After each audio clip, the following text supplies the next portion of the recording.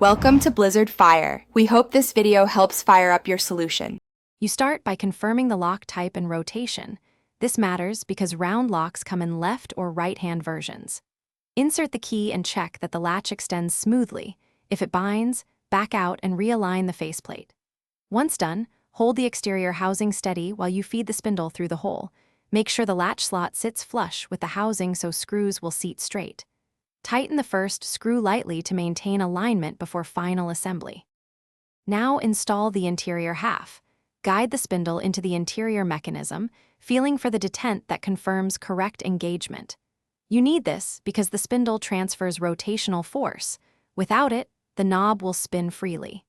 Seat the trim plate flush against the door and start both screws by hand to avoid cross-threading.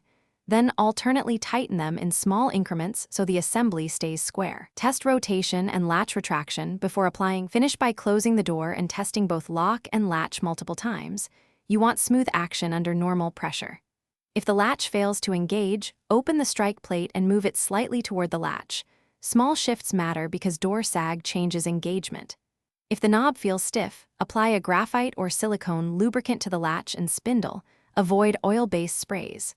One tip: if turning the key binds, back off screws, recenter the spindle. Then retest. This resolves most misalignment problems quickly.